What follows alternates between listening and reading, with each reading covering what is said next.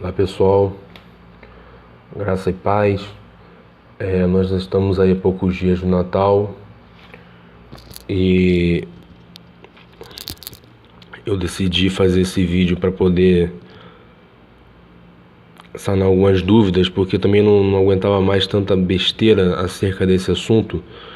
Eu vou falar sobre o Natal, mas antes do Natal eu vou falar sobre Nimrod e Semiramis, porque tem corrido aí na internet um boato de cunho de teorias de conspiração misturado com cristianismo evangélico, que Nimrod e Semiramis seriam casados e seriam mãe e filho. Nimrod teria matado seu pai, casado com sua mãe e feito um filho nela, chamado Tamuz. Eu não sei quem inventou essa história, mas eu desconfio que o autor dessa anedota tenha sido Rubens Sodré, que foi um rapaz aí que é muito conhecido no YouTube por ficar pregoando teorias de conspiração. Primeiro ele dizia que o nome Jesus não era Jesus, depois falou um monte de besteira, depois ele ficou se contradizendo e ultimamente ele diz que a Terra é plana. Bem, o cara dizer que a Terra é plana, ele já perde toda a sua credibilidade, né?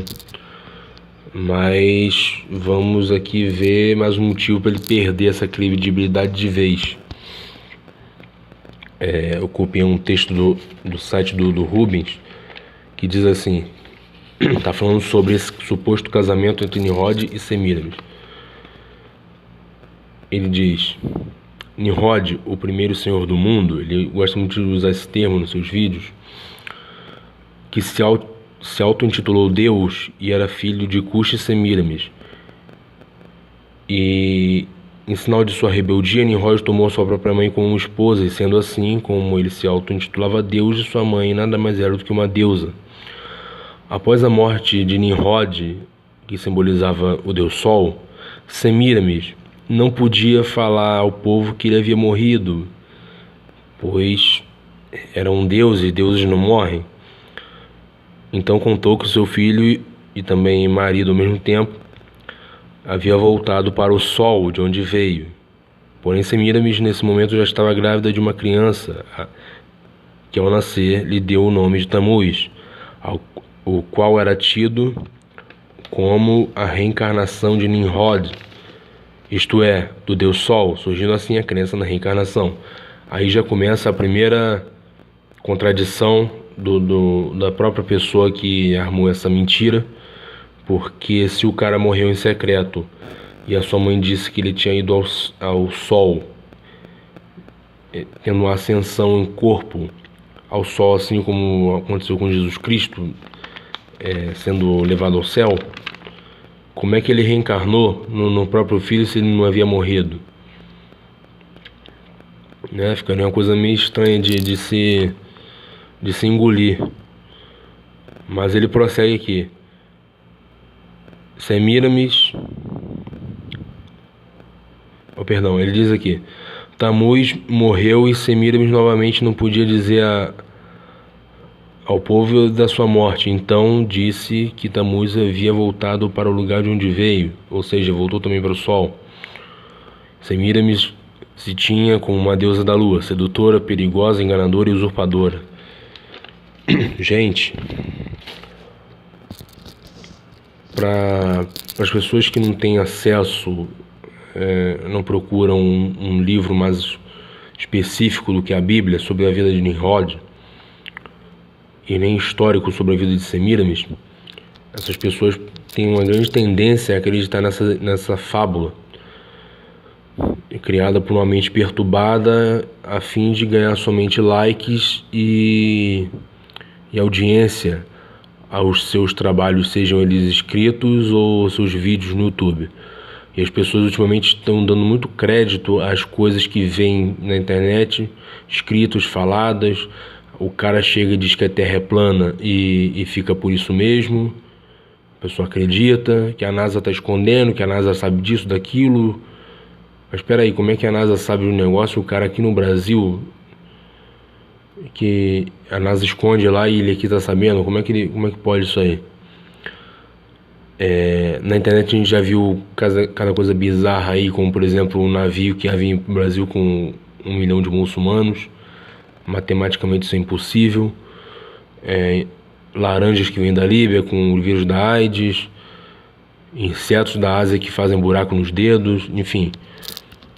E as pessoas acreditam muito, e eu vejo pessoas de religião evangélica, até porque os católicos costumam ser mais centrados, mais sóbrios e, dependendo do cargo, eles mais instruídos. Eles ficam vendidos a esses cães que ficam inventando histórias mirabolantes para ganhar público, renome, às custas dos outros. Eu vejo pessoas que ficam confusas, é o que eu mais vejo nos comentários deles. Eu vejo pessoas que ficam fanáticas porque se convertem a esse tipo de pensamento.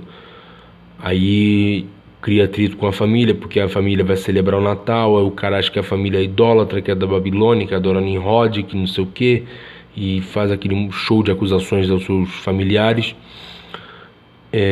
ou amigos, e até mesmo a outros cristãos que celebram essa festa, que todo mundo já está careca de saber que Jesus não nasceu em 25 de dezembro. Pois bem, desde o ano passado eu tenho um exemplar aqui na minha mão, ou melhor, no meu celular, em PDF, sobre a história de Nimrod, mas ele é o livro de Jazar, que é falado lá no capítulo não recordo, mas o livro de Josué, chamado também de livro do justo. Ele é mais detalhado do que o Gênesis, e ele é o único livro extra-bíblico a falar sobre a morte de Nimrod. Inclusive fala o nome do seu filho, que se chamava Mardon, não tinha nada a ver com Tamuz. O seu filho também morre em batalha, mas aqui eu tenho uma cópia feita à mão do capítulo 27 do livro de Jazar. Vocês podem encontrar esse livro aí disponível em PDF pela internet, é só procurar. É melhor ler do que ficar dando ouvido a abobrinhas que vocês escutam aí desses conspiranoiados que devem ter fugiram tanto da escola para comer merenda que hoje em dia espalham na internet que a Terra é plana. Pois bem, eu estou aqui com um exemplar do capítulo 27 de Jazar e vou começar a ler a partir do versículo 7, que conta já a dinâmica da morte de Nimrod. E diz assim: E Nimrod e seus 2 homens vieram ao lugar onde eles estavam quando Esaú saiu da caverna onde estava a espreita e os pegou com sua espada, correu apressadamente para Nimrod e o matou. E cortou sua cabeça. Esaú travou uma violenta luta contra os 2 homens de Nimrod. Quando esses o chamaram, Esaú virou-se e os matou. E todos os guerreiros de Nimrod que ficaram distantes ouviram o grito dos 2 homens, pois conheciam suas vozes, e correram a fim de saber o que havia ocorrido. Encontraram, porém, o seu rei e seus 2 homens mortos no chão do deserto. E Esaú, vendo esses homens se aproximando, ainda à distância, correu, tomou o vestuário de Nimrod, o qual seu pai Cuxi o havia entregue, e sobre o qual Nimrod prevaleceu sobre toda a humanidade. Aí continua: E Nimrod pegou as vestes e foi para a cidade para fugir dos Nimrod não, perdão, Esaú, eu troquei as bolas aqui. Esaú pegou as vestes e foi para a cidade para fugir dos homens de Nimrod. E ele veio à casa do seu pai aborrecido e esgotado da luta, pronto para morrer de tanta dor. Aí começa já a história do patriarca hebreu, o Jacó. Aí diz aqui: quando se aproximou do seu irmão Jacó e se sentou diante dele. Esaú já estava exausto, já estava pronto para morrer, cansado da luta, e também deve ter levado alguns golpes durante a luta com os dois homens de Nimrod. Aí diz aqui, versículo 14: E Esaú disse a Jacó: Eis que estou para morrer hoje, e portanto do que vai me adiantar servir o direito à primogenitura? Jacó, porém, agiu sabiamente com Esaú nesse assunto e vendeu sua primogenitura a Jacó e sua parte na caverna de Macpela, onde ele seria enterrado. É a caverna onde estão até hoje enterrados os patriarcas bíblicos, como Abraão, Isaac, o próprio Jacó, e as matriarcas também, Sara e Raquel. Aí aqui, versículo 16. Jacó entrou e escreveu isso num livro, talvez tenha sido uma tabuleta de argila do estilo babilônico, que era muito comum os babilônios antigos que criaram esse sistema de contrato que eram feitos com argila. Aí diz aqui: E ele testificou o mesmo com testemunhas e selou o livro e ficou com ele. Quando o filho de Cush, Nimrod, morreu, seus homens o levaram e enterraram em sua cidade, Babilônia. E todos os dias de vida de Nimrod foram de 215 anos, e o seu reinado foi de 185 anos. Ou seja, ao contrário do que a história diz aí, que ele morreu jovem, ele morreu ainda bem, atingiu uma boa idade, uma boa longevidade, e o seu reino também perdurou aí por mais de um século. Se vocês puderem notar aqui, após o confronto, Esaú rouba as vestes de Nimrod, mas essas vestes não são as vestes de rei, muito menos uma armadura. Essas vestes são as vestes, se vocês lerem o livro de Jazar vão entender, são as vestes adâmicas, aquelas vestes que Deus vestiu o homem logo após a queda lá no Éden, no capítulo 3 de Gênesis. E esse vestuário ele veio passando de geração em geração até chegar em Noé. Noé ele foi roubado pelo seu filho Cã.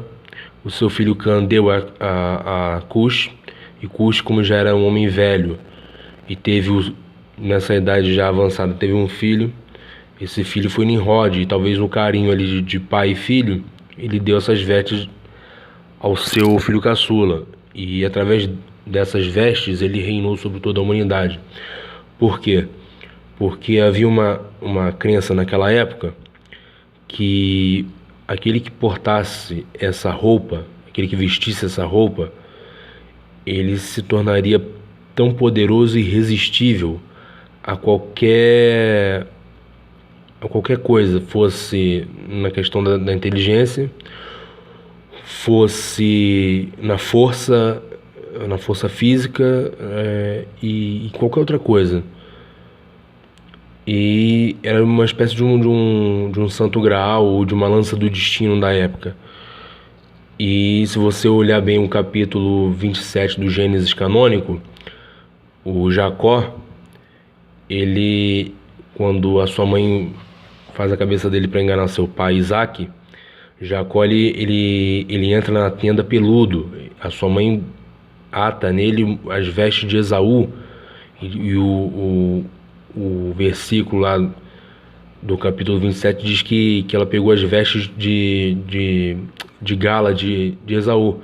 Essas vestes de gala são justamente essas vestes.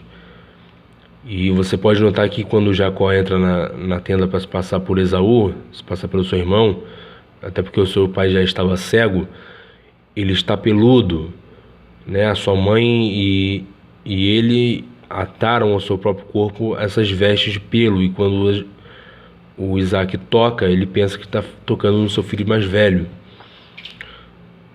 E Logo depois o Esaú ele fica afoito, ele se sente traído e parte atrás do seu irmão.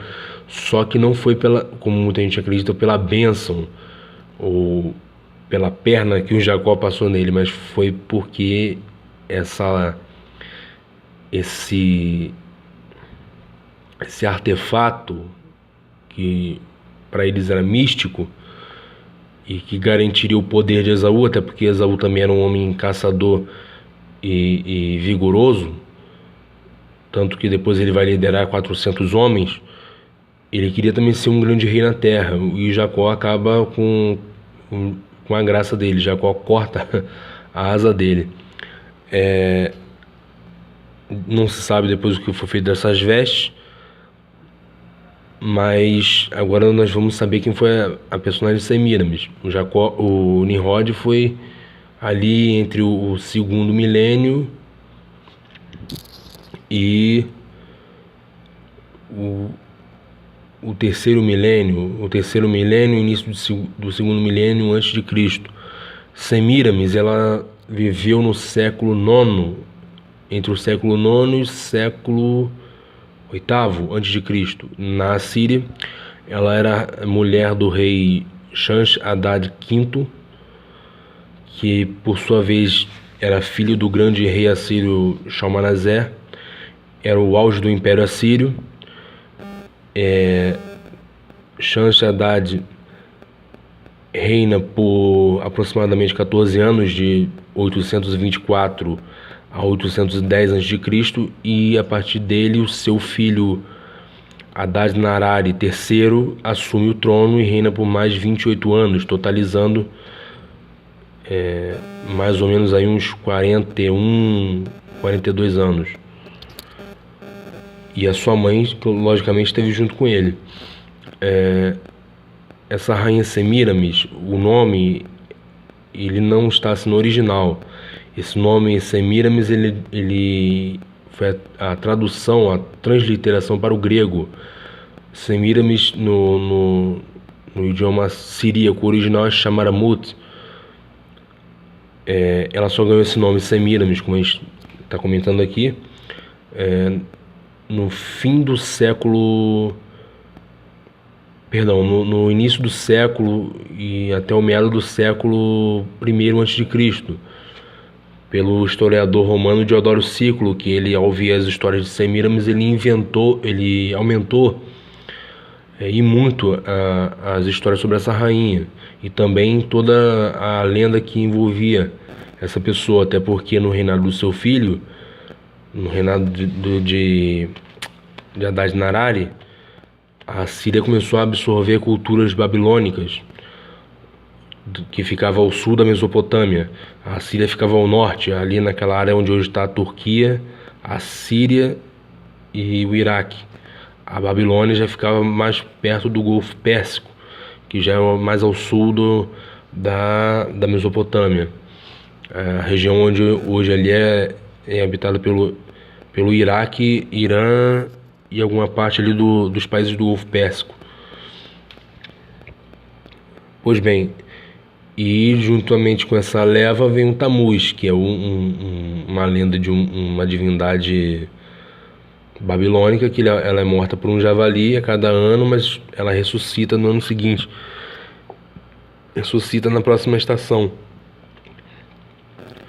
Ou seja, o que nós podemos tirar daqui é uma coisa bem simples. Número 1, Nimrod não foi casado com sua mãe, ele não foi e nem foi morto por seu tio.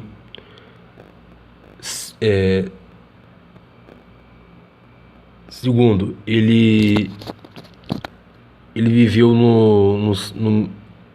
entre o fim do terceiro milênio e início do segundo milênio antes de Cristo. Semíramis viveu no século IX, adentrando o século VIII, ou seja, pelo menos aí uns 1.200 anos ou mais de diferença, em um país vizinho. E terceiro, o Nimrod não foi levado para o sol e nem foi considerado um deus. Ele foi morto em desgraça, decapitado no chão do deserto, tá? Então E a gente já pode descartar essa teoria que não sei quem inventou aí, que o rei Nimrod foi casado com sua mãe, foi morto por seu tio, enfim. E muito menos que ele morreu jovem, ele morreu com 215 anos, tendo reinado aí sobre os povos ali em volta da Babilônia por 185 anos. Agora, gente, vou tecer alguns comentários sobre o próprio Natal. A alegação do pessoal que se abstém no Natal é que o Natal é uma festa que foi de origem pagã. Ele já era celebrado pelo cristianismo anteriormente a Constantino, mas ele era celebrado em janeiro, tanto que a Igreja Ortodoxa do Oriente celebra ele no dia 7 de janeiro. Ainda a Igreja Ortodoxa não tem o mesmo dogma do catolicismo ocidental. E existe uma frase da época do Concílio de Nicéia, aliás um pouco depois, do bispo Crisóstomo, que diz assim: se o Natal, o 25 de dezembro, é celebrado ao Deus Sol Invicto, por que não ressignificá-lo para Cristo? Porque, afinal de contas, quem é invencível no seu nosso Senhor? Bem, essa ideia de cristianizar o Natal foi de início até de uma ideia boa. Assim, a iniciativa era de evangelizar os povos que ainda eram fiéis ao paganismo, substituindo da mente deles o Deus Sol e suas divindades locais e suplantando por Cristo. Porém, gente, a gente tem que lembrar uma coisa: isso aconteceu no século IV. De lá para cá, muita coisa aconteceu, muitos povos se misturaram. O nosso povo aqui brasileiro e os povos americanos em si, nós somos uma verdadeira colisão de várias culturas. O Brasil foi colonizado pelos portugueses, mas aqui já haviam os povos pré-colombianos, que eram os indígenas, já junto com os portugueses que trouxeram da África os negros, então veio a cultura africana. Outros povos vieram depois, vieram judeus, vieram árabes, vieram orientais, enfim. Sem contar que a cultura greco-romana ainda é muito presente na nossa cultura. Então, gente, para onde que você olhe hoje em dia, existem uns fanáticos na internet que ficam naquela sede, não, porque isso aqui é de origem pagã, aquilo ali é pagão, não sei mais o que é pagão. Gente, se você não tiver uma consciência tranquila, você vai entrar em estado de paranoia. Por quê? Porque se você, por exemplo, tiver que ser atendido por uma ambulância ou num hospital, lá costuma ter aquele bastão envolto por duas serpentes, que é o bastão de Esculápio. O Esculápio é o deus romano da saúde, que tinha duas filhas. Uma se chamava Higiene, né? Você conhece esse nome já. E outra se chamava Panaceia. Enfim, se você se acidentar ou estiver passando mal, ou alguém da sua família passando mal, você não vai se abster e nem negar socorro pela ambulância porque tem um símbolo de um deus pagão romano. Você tem que usar sabedoria. Da mesma forma que ficam os doidos aí falando no negócio de maçonaria, muita coisa que você usufrui, inclusive seus remédios, vacinas, inclusive essas que são só ministradas em hospitais, são feitos por maçons, patenteados por maçons, tá? Mercados, o próprio símbolo da República Brasileira também tem dedinho na maçonaria. Então, gente, não tem pra onde correr. Só que você não vai pro inferno e muito menos vai se tornar um idólatra por comemorar o Natal ou ou participar de qualquer outra coisa dessas que eu citei aqui, usar um medicamento ou andar na ambulância que tem um símbolo ABCD. Por quê? Justamente que nós somos um choque de culturas. Então não tem pra onde você correr, tá ok? Você só pode virar um fanático. Esses fanáticos de internet aí que ficam aí buscando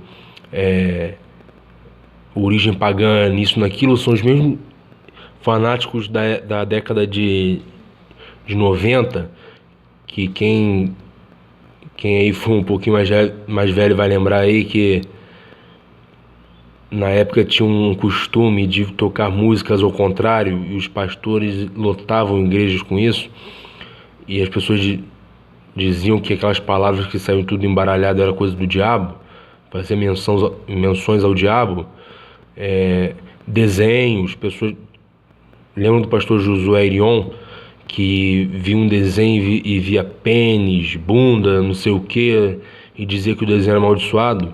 Gente, quando a pessoa começa a ver coisas totalmente impuras, coisas depravadas, justamente em coisas que nada tem a ver, é porque a consciência delas já foi pro brejo. A consciência delas é que está suja, ok? A consciência dessas pessoas é que está imunda. O entendimento deles já está totalmente obscuro, cheio de lamaçal, de porcaria, e eles não se detêm a guardar isso para eles. Eles querem também passar porcaria para você. Então, gente, aí tu vê que o cara para de celebrar o Natal porque viu um conspirador da internet dizer alguma abobrinha, aí começa a acusar a família de idólatra. Ah, não vou lá na ceia não, porque aqueles idólatras estão lá celebrando o nascimento de Tammuz, o não sei o que, de Constantino. Aí olha para os próprios irmãos de fé, que são adeptos de comemorar o Natal com suas famílias, com suas respectivas famílias. Ah, lá, os não saíram da Babilônia, não sei o que, e pá, só sabe dar tiro nos outros. É um Bolsonaro aí, é o Bolsonaro da ideologia. Não sabe procurar o lado bom dos outros. E mal sabe ele que diante de Deus ele também se faz tão abominável quanto um idólatra. Porque em Isaías 65, verso 5 diz: aqueles que dizem ao outro, sai de perto de mim, porque eu sou mais santo do que você, são como uma fumaça ao meu nariz, um fogo que arde todo dia. Porque Deus, como vocês podem ver aí na parábola do fariseu e do publicano, ele detesta pessoas que desenvolvem esse complexo de superioridade nos outros. O cara descobre que o Natal foi de origem pagã, ele entende que aquilo ali seja uma adoração pagã, ele não se abstém e deixa os outros em paz. Ele quer acusar o irmão que celebra o Natal, ele quer acusar a família, ele briga com todo mundo, se isola, porque foi contaminado aqui, ó, por um maluco aí da internet que fala um monte de coisa, mas que eu duvido que esses conspiradoidos aí, conspiranoiados, mentido a santarrão, se eles passam a noite do dia 24 pro dia 25 comendo miojo com farinha e ovo, tá? Eu conheço até ateus, eu tenho amigos ateus que celebram o Natal, bebe, come, não tá nem aí, tá? Só os maluquinhos da internet que são noiados com um monte de coisa, justamente de uns tempos pra cá, do início da década pra cá. E tem outra frase aqui do apóstolo Paulo, que está em Romanos 14. Deixa eu achar aqui. Romanos 14, do 1 ao 3 diz assim, melhor, do 1 ao 4. Ora, quanto à fé, aquele que está enfermo recebei, ou seja, esse que é aquela pessoa que é muito dada a acreditar em tudo, nunca está certa de nada. Não em contendas sobre dúvidas, cada um crê que pode comer de tudo, e o outro, que é fraco, come só legumes. O que come de tudo, não despreze o que não come. O que não come, não julgue o que come, porque Deus o recebeu por seu. Ou seja, aquela pessoa que está celebrando o Natal também é serva de Deus, assim como você que não está. Você tem que parar com essa mania aí que tem surgido aí, igual uma determinada seita de malucos que ficam acordando domingo de manhã, de se achar superior porque você não celebra o Natal, o resto vai tudo pro inferno. Que às vezes isso aí tem grande tendência de ser o contrário. Aí diz aqui no verso 4: quem és tu que julgas o servo alheio? Para seu próprio Senhor ele está de pé ou cai, mas estará firme, porque poderoso é Deus para o firmar. Ou seja, você se abstém no Natal? Se abstém no Natal. Mas não fica acusando ninguém, fica aí porque tá na Babilônia, é macumbeiro, é idólatra, é isso, é aquilo, adora o diabo, adora Constantino, blá blá blá blá blá blá blá, e não chega a lugar nenhum, tá? Aliás, essa polarização aí não tá só na política não, tá em tudo que é lugar agora.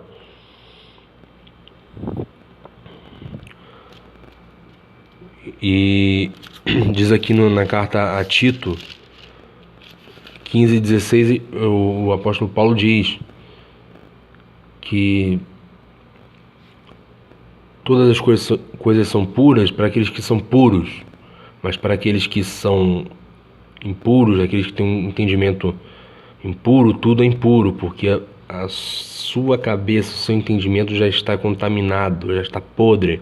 Então tudo que ele olhar, seja uma festa, seja um nome, que agora está um tal de nome de Jesus, não pode, Deus Cavalo, tá? Seja uma igreja, seja qualquer movimento social, qualquer pessoa, tudo para eles é paganismo, é de origem idólatra, blá blá blá blá blá, fala demais, fala muito e não resolve o problema de ninguém. Pelo contrário, só acrescenta problema para os outros, causa briga na família dos outros, mas eles lá estão comendo peru assado lá no Natal, tá? Inclusive o Rubens Sodré, eu duvido se ele passa o Natal comendo arroz, feijão e ovo. Agora, gente, já para quem não quer celebrar o Natal, não gosta de dar Feliz Natal, eu desejo boas festas. Desejo e faço os votos aqui que Deus, durante essa última semana do ano, Deus venha te ajudar a se despir das suas mágoas, a se despir das suas cargas de derrota, né? Esse ano foi muito pesado para todos nós. E que Deus venha no próximo ano revestir cada um de vocês, independente da fé de vocês, do que vocês acreditam, da sua corrente filosófica. Cada um de vocês seja iluminado pelo Espírito de Deus e cada um de vocês receba essa força adicional do Espírito dele para alcançar seus objetivos, seja eles quais forem, seja um estudo na faculdade, um negócio, a reconciliação com a sua família, enfim. Eu espero que vocês sejam muito felizes. Eu espero que vocês sejam abençoados, que consigam alcançar o que tanto almejam. Que Deus abençoe todos vocês. Em nome de Jesus, que tenhamos um bom 2019 e fiquem na paz.